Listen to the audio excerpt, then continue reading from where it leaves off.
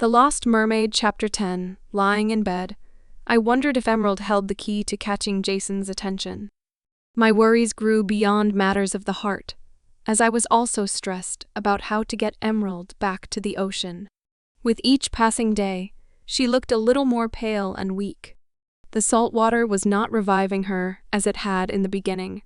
I didn't know the first thing about how to keep a mermaid alive, let alone how to get a guy. I needed to do something, but everything was such a mess. I wished I could talk to Dacia or Mom. I wanted to tell someone about Emerald, but I knew I shouldn't because it was too risky. Reflecting on what Emerald said, I was reminded of a time last year when I was determined to lose weight. I knew if I was 10 pounds skinnier, I could get a guy. So I stopped eating anything after 4 p.m. and started losing a pound a day. But as time passed, I began feeling drained of energy and ill. I hated the diet. When I talked to Mom about it, she assured me that there was someone in my school who liked me for who I was, regardless of my weight. Encouraged by her words, I abandoned the diet and felt relieved it was over. The memory worried me. What if Emerald said I had to do something ridiculous to get guys' attention? I didn't know if I was willing to do it. Sometimes it took all the courage I had just to go to another day of high school. I had hated junior high since I'd been tormented by the popular boys. Junior high had been a dog-eat-dog world. I hated it. Everyone did whatever it took to pull each other down from the dog pile to get to the top. By the end of junior high, I didn't think I could take one more year of being bullied. Luckily, in high school things changed. The boys left me alone. I have no idea why, but I was grateful. I still remember one day in 9th grade English class, when Mrs. Rolfe asked each of us to write down 3 adjectives describing ourselves. We threw our slips into a hat and guessed who was who. After going through a few people, she pulled out my paper. I wrote smart, happy, and dramatic. Cameron Johnson, one of the tallest, most handsome, popular boys in the school, stood up. He yelled from the back of the class, "Not Julie Johansson! She's such a disease." My face turned as red as my hair and I sank low in my seat. I wanted to disappear. I didn't know what to do, and I couldn't think of anything to say. I already questioned my beauty and likability. Now, Cameron was screaming to the whole world the possible truth that I was unlovable. The class sat in stunned silence, wondering what would happen next. Before I could do anything, Mrs. Rolfe grabbed Cameron by the ear, although he was bigger than her, and yanked him out of the room to give him a talking to he would never forget. My friend, Rochelle, patted me on the back as I held back tears. It was as if she was saying Cameron was a stupid boy who didn't know anything. But it didn't help. If someone who didn't even know me hated me, what did everyone else in school think about me?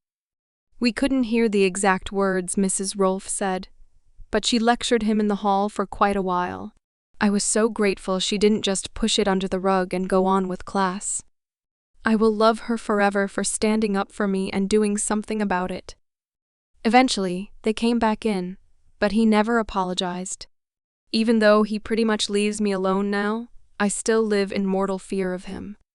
It's agonizing because we sit by each other in every class we have together since seating arrangements are in alphabetical order.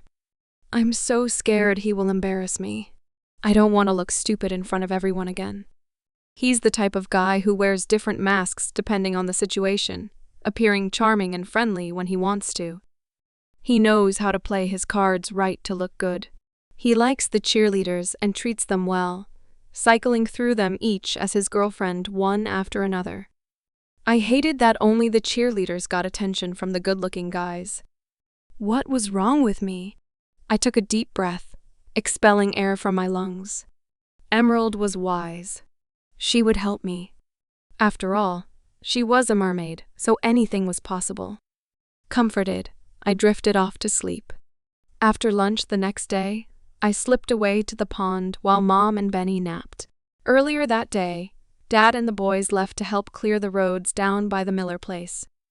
I hadn't even asked if I could go this time because I knew the answer. I draped myself in my mermaid regalia, admiring the striking appearance of my fins. As I plunged into the tranquil pond, I discovered Emerald crafting a blanket from delicate pond fronds. I savored the cool water against my warm, perspiring skin, a result of spending the entire morning baking bread in a scorching kitchen. I called out to Emerald. She halted her weaving, securing a rock on the blanket to prevent it from drifting away. Sitting beside her, I took a deep breath, biting my lips slightly as I spoke. Emerald, I trailed off. I don't think it's possible to get you through the redwood trees. I walked up there yesterday to see the backside, and I couldn't see a way. She nodded. Perhaps thy father could move them? I shook my head. I heard him talking to the boys this morning. The pond isn't a big deal, so they're planning to help other people with bigger problems first. Emerald nodded again. Your father is good at heart, Julie. I smiled bitterly. Just not to me. She sighed. Let us talk about thy. What did thou call him? Thy crush? I laughed. Yes, Jason Jackson. She smiled. Let us discuss him then. I was excited to learn how to get guys, but I wasn't sure about it. Emerald smiled. I have thought about thy Jason. I desire thy gent to see thy light-filled soul. I nodded. As mermaids, we prepare for courtship as one of the most important seasons of our life. 'Tis simple to explain, but growing rapport with men takes time. 'Tis not thy shape, thy visage, one's eyes, one's apparel, or the size of thy waist that matters. Two qualities are essential. 'Tis thy character and charm. That's it? I frowned. Getting a guy couldn't be that simple, could it? If that were the case, why did all the cheerleaders have boyfriends? They weren't charming. They were just bubbly airheads. Wait a moment, dear one. Diving down to the pond floor, Emerald retrieved something and swam up toward me. Opening her hand, she revealed a perfectly crafted clamshell. Seeing my confused look, she explained, a seashell has two parts to make it whole. Just like an ideal girl consists of two parts as well. The base shell represents character, which entails cultivating virtuous values and morals. The upper shell embodies charm, which involves understanding men and being feminine.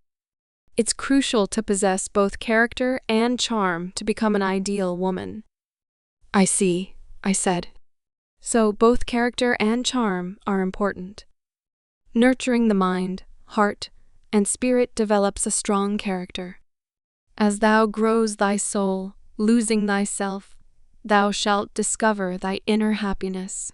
Brave men seek a brave maiden who is truthful, diligent, and spreads joy. She is one who helps others and does the right thing, even if it is not popular. Always remember, character is the foundation of thy soul. I considered this. I tried to be a good person, but I thought guys mostly cared about looks. I mean, why do the cheerleaders get all the attention? Cheerleaders? Emerald frowned. Who are they? Girls at school who cheer at sports events. They are cute, with perfect figures, and are always laughing. But they are some of the meanest girls in school. Emerald tilted her head, considering my words. It sounds as if they have some charm, yet they are shallow waters. They lack character. Thou must have both to capture a true man's heart. Looks may attract a glance, but 'tis mere fluff if thou have not a deep soul. One must possess both character and charm for a love that will endure. A warrior desires a woman he can trust with everything he has: his riches, his honor, his home, his children, and his heart. That makes sense, Emerald continued. In the world of mermaids, charm is our crowning glory. It is our enchanting side that draws men in and truly understands them. The more feminine and captivating we are, the more it ignites their sense of masculinity. They will feel like the strong warriors, protectors, and heroes that they truly are. I'm not sure how to be feminine, but I understand what you are saying. Not to worry.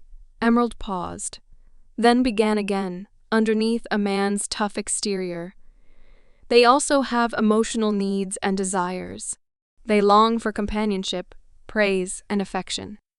It is these qualities that make us irresistible to them. I sighed. I was afraid of that. What? Affection.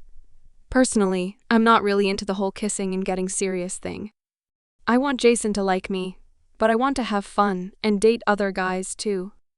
I hate it at school because if you kiss and pair off, then everyone thinks you're practically married and you won't get any other dates. I see. Affection doesn't mean thou must kiss. If a lad giveth thee his arm, let him escort thee. If he opens thy door, let him bear thy way. If he giveth thee a hand to walk over a dangerous passage, let him help thee. Thank him for his chivalry. A true man longs to be strong, helpful, and needed. I nodded slowly. I think I get it. I want to warn thee. She paused. Someday thou will want affection, but beware, for it should not be easily given. Not all men are good. Some are snakes.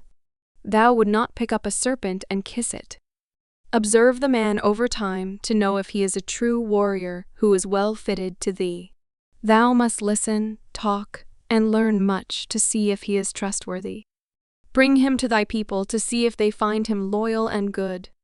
Finally, he should declare his love for thee before thou kiss him. So, I have to be fake? I frowned. Nay, be thyself. Remember, thou art precious. She put the clamshell on a chain, which she pulled out of her pouch and handed it to me. Thank you, I said. This will help me remember everything you have taught me. We ventured further in silence as her words soaked deep into my soul. It was mesmerizing to see the underwater plants and our hair sway with the current. All was quiet and serene. It was the perfect place to ponder. The underwater world was so peaceful, unlike my home. There were never abrupt outbursts, fighting, or contention, like at the house. But as I watched Emerald and saw how different she was from my world, I began to worry. What if I couldn't woo a man? I was different. I wasn't like her. I'm not sure about this, Emerald. How do I do this? Alas. Julie, do not be overwhelmed. For now, focus on character. Later, I shall teach thee about charm. Okay, I said as we swam where the weeping willow fell into the water. Reaching up, I tied 2 branches together, kicking my fin back and forth to swing. Oh, summer's day, Emerald cried as she clapped her hands, delighting in my creation. I made her a swing too, as we swung below the pond surface in the shadow of the tree. After a time, Emerald said, Your character will grow thy heart, and thou shalt become closer and closer to Allwelda. In time, thou will be so full of the divine's love, thou can wait as long as needed to find a wondrous man. I nodded as we floated off our swings and continued our journey through the pond. After a time, I noticed Emerald swimming slower and slower, like it was hard for her to keep up. Her face looked ashen and her lips pale. Are you feeling all right? I asked, concerned. She smiled wanly. I am overtired. I'm sorry. She really looked awful.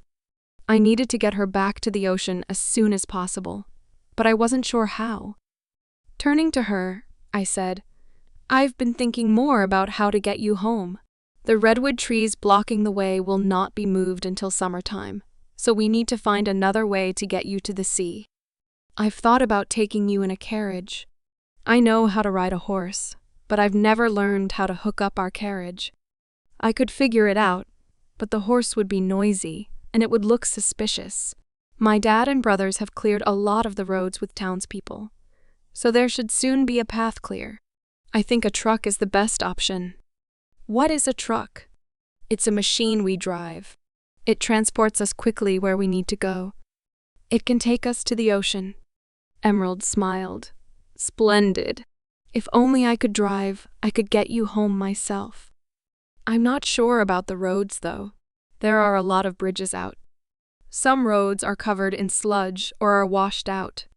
I may need to find someone who can actually drive. Julie, I don't want others to know about me. I know. It's risky, but I don't know what else to do. My gracious Julie, by and by we shall find a way. I must rest now, but come back tomorrow and I will teach thee about charm.